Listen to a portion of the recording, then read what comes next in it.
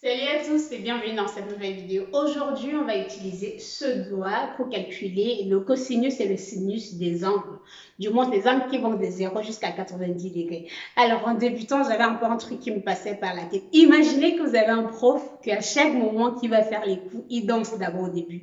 Vous pensez que ça va vous changer votre mine par rapport au coup de main au pas? Vraiment, c'est un prof qui fait hey, hey, hey, hey, hey. Bon, juste pour rigoler, donc on débute. Pour cela, on va utiliser ce doigt. Donc, j'utilise le doigt déjà pour expliquer. Normalement, quand vous avez ce doigt, vous savez, lorsque vous voulez calculer ou vous voulez dessiner un angle droit, en ayant votre doigt positionné comme ceci, regardez ce qu'on peut avoir. Vous avez là, c'est comme si je dessine là. Bon, ça ne dessine pas très bien, hein, ce n'est pas le but. On s'en fout si ça dessine bien ou pas. Donc, on a un peu quelque chose de ce genre. Donc, voilà un peu le truc. Mais ce que vous pouvez observer justement sur ce doigt que je viens de dessiner, c'est que si j'essaye de tracer vraiment de façon droite et tout ça, là, vous voyez, j'ai un angle droit ici. C'est comme si j'avais 0 là, et là, ça me forme un angle droit. Donc, en utilisant votre main gauche, surtout, je peux le dire, en positionnant comme ça, vous avez un angle droit. Mais comme j'ai dit, on veut calculer le cosinus et le sinus. Donc, on va avoir un tableau comme ça, où on a le cosinus et le sinus. Maintenant, regardons ici. À ce niveau, qu'est-ce que les doigts représentent? Le premier doigt qui était le premier là, ça représente 0 degré. Le deuxième doigt, ça représente 30 degrés. Là, c'est 30 degrés. 30 degrés qui représente encore pi sur 6. Ça fait tout simplement pi sur 6. Le troisième doigt qu'on a ici, ça représente 45 degrés. 45 degrés qui est égal à pi sur 4. Le doigt qui est là, celui-là, ça représente 60 degrés qui est égal à pi sur 3.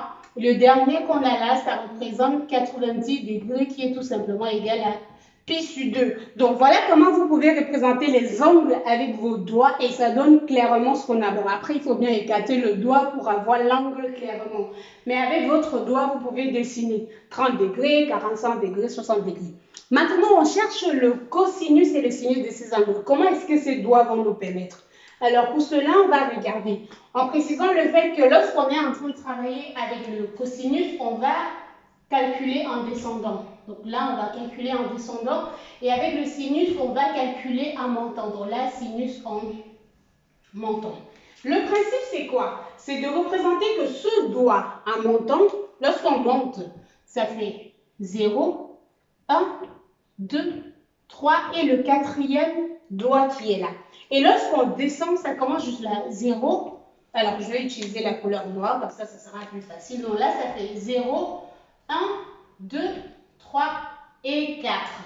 Donc, comme on a dit, pour le sinus, on va monter et pour le cosinus, on va descendre. Donc, je vais vous faire juste le tableau qui est là. Tableau des cosinus, donc j'ai 0 degré. Après, j'ai 30, pardon, je place là, 30 degrés. Après, j'ai 45 degrés. Après, vous pouvez mettre un radian hein, si vous voulez. J'ai 60 degrés et par la suite, j'ai 90 degrés. Alors là, on a mal positionné dans la sinus et la ligne qui est en bas, c'est cosinus. Donc, maintenant, j'explique le principe. Le principe, c'est de dire que le nombre qui est là, pour calculer le sinus en montant, on va prendre tout simplement le nombre qui se retrouve ici. C'est comme si on avait racine de ce nombre-là. Si on appelle ce nombre n, ça fait racine de n divisé par 2, ça représente le sinus. Ça veut tout simplement dire quoi? Si je veux calculer le sinus de 0, parce qu'on a dit que le sinus est en montant, j'aurai tout simplement racine de 0 divisé par 2, ce qui est égal à 0. Maintenant, 30 degrés est à 1. Rappelez-vous, le sinus va dans ce sens. 30 degrés, le doigt, c'est 1 ici. Donc, on a 1. Ça veut dire que pour calculer le sinus de 30 degrés, je fais tout simplement racine de 1 divisé par 2, ce qui est égal à 1 sur 2. Maintenant, en continuant dans le principe, si je veux calculer le sinus de 45 degrés, ça fait 2 qu'on a là. Ça fait racine de 2 divisé par 2.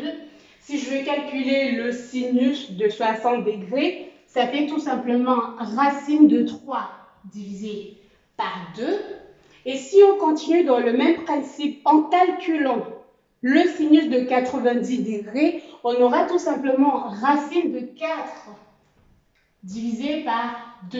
Or, racine de 4, c'est 2, ça fait 2 divisé par 2, ce qui est égal à 1, qui représente bien le sinus de 90 degrés. Maintenant, on passe dans l'autre sens. On a dit, lorsqu'on calcule dans ce sens, on va comme ça veut dire que si je débute là, je vais débuter à 90 degrés. Alors, le cosinus de 90 degrés, ça fera ce nombre qui est racine de 0 divisé par 2. Ça me fait 0 sur 2, donc ça fait 0. Et je passe là. Le cosinus de 60 degrés, ça va me faire racine de 1 divisé par 2, ça fait 1 sur 2. Le cosinus de 45 degrés, ça fait ce nombre qui est là. Ça fait tout simplement racine de 2 sur 2. Et je passe à cosinus de 30 degrés, ça fait racine de 3 sur 2, qui est là. Et le dernier qui est là, 4, qui est l'angle 0, parce qu'on fait le cosinus dans ce sens, ou en descendant tout simplement. Et là, on aura racine de 4 divisé par 2, ce qui nous donne 2 divisé par 2, ce qui est égal à 1. Donc, ce que j'aimerais bien que vous notez, c'est le principe pour calculer les angles. Je sais que les angles, généralement, c'est compliqué.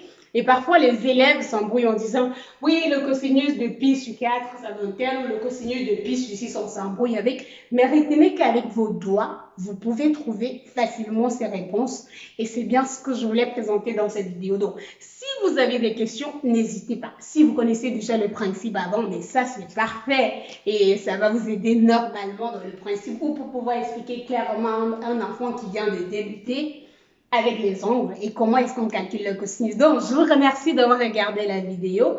On se retrouve très bientôt pour une nouvelle vidéo. Bye!